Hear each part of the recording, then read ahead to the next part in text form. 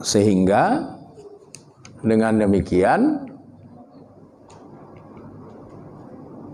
selesailah nazar seorang hamba apabila dia telah menunaikannya atau dia telah menyelesaikannya melalui kafarat atau tebusan.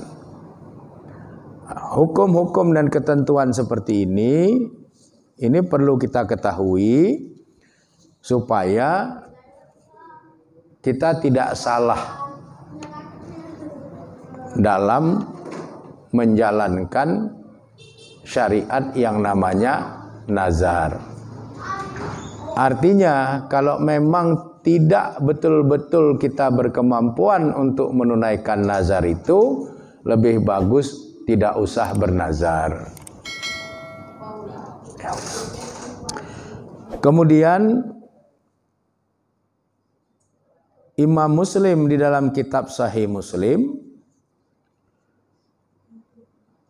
menuliskan hadis yang bersumber dari sahabat Imran bin Husain, di mana Nabi memberikan penjelasan dan ketentuan bahwa nazar itu tidak boleh untuk hal-hal yang bersifat bermaksiat kepada Allah. Dan nazar itu tidak boleh untuk hal-hal yang anak cucu Adam tidak mampu untuk menunaikannya. Nabi bersabda, la wafa'a li nazrin fi maksiatillah. Tidak boleh menunaikan nazar fi maksiatillah, dalam hal bermaksiat kepada Allah. Contohnya seperti apa? Contohnya misalnya ada seorang hamba Allah. Dia kepingin kali punya anak perempuan. Terus dia bernazar.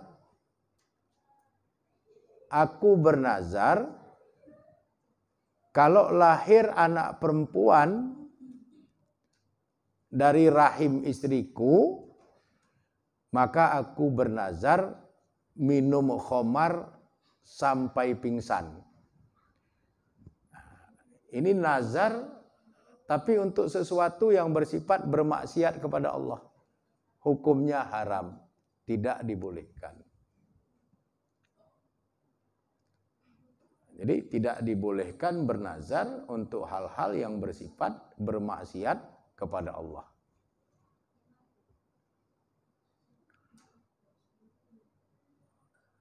Banyak contoh-contoh yang lain berkaitan dengan nazar yang sifatnya bermaksiat kepada Allah yang diharamkan di dalam Islam.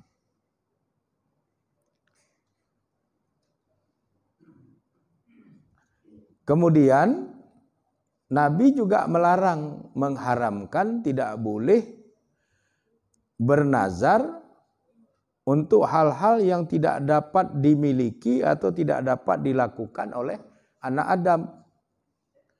Wala fima la yamliku ibnu Adam. Dan nazar itu juga tidak boleh dilakukan untuk hal-hal yang tidak dimiliki atau tidak berkemampuan anak Adam untuk menunaikannya. Misalnya yang anak Adam nggak mampu melakukannya. Nanti kalau anak aku lulus sekolahnya, aku bernazar mau pegang bulan. Itu nazar yang nggak mungkin mampu dilakukan oleh anak Adam. Mau pinjam tangga siapa dia? Naik ke langit sana pegang bulan. Jadi nazar-nazar yang tidak berkemampuan anak Adam untuk menunaikannya, haram hukumnya itu untuk dinazarkan. Jadi harus berhati-hati juga dalam bernazar. Jangan bernazar untuk hal-hal yang bermaksiat kepada Allah. Dan jangan pula bernazar untuk hal-hal yang anak keturunan Adam tidak mampu untuk menunaikannya. Kemudian Nabi SAW mengkritik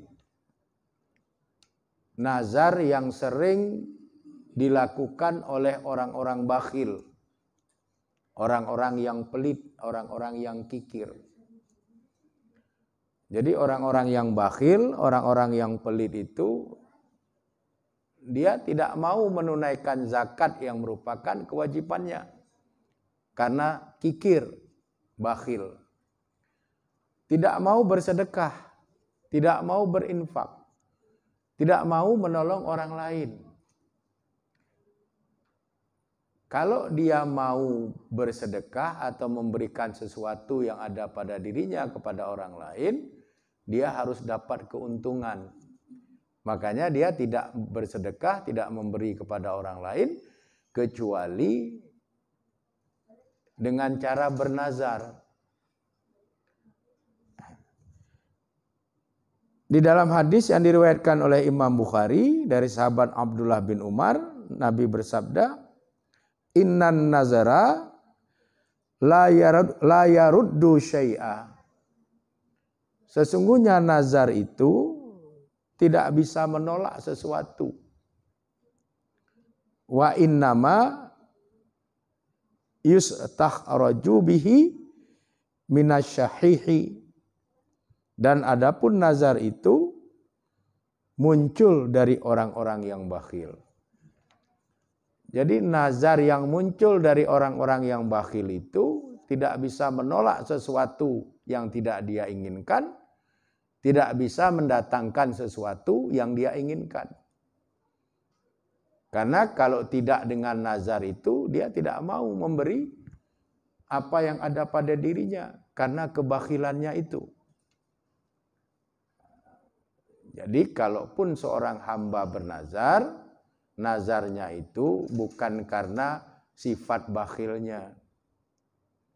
Nazarnya itu memang karena dia ingin sesuatu, lalu dia menempuh jalan yang sifatnya li ta'zim, untuk mengagungkan Allah, li takrim, untuk memuliakan Allah, dan li taqarrub, untuk mendekatkan diri kepada Allah.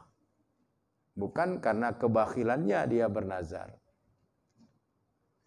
Karena orang bakhil yang bernazar itu dikritik oleh Rasulullah SAW.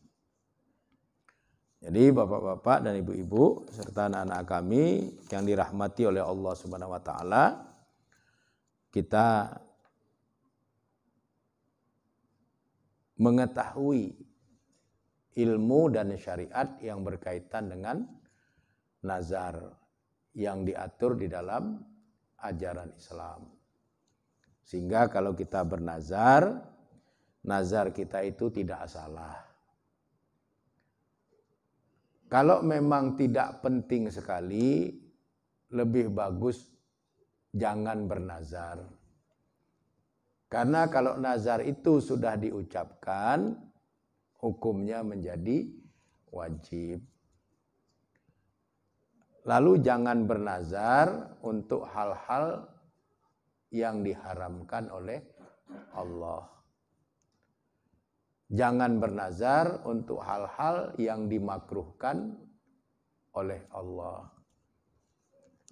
Jangan bernazar untuk hal-hal yang bersifat fardu ain, kewajiban pribadi. Itu enggak sah nazarnya. Misalnya ada orang bernazar, ini kalau beres urusan aku bernazar untuk sholat wajib 5 waktu. Sedangkan sholat wajib 5 waktu itu fardu ain, kewajiban pribadi. Tidak boleh itu dijadikan nazar. Atau nazar untuk hal yang makruh.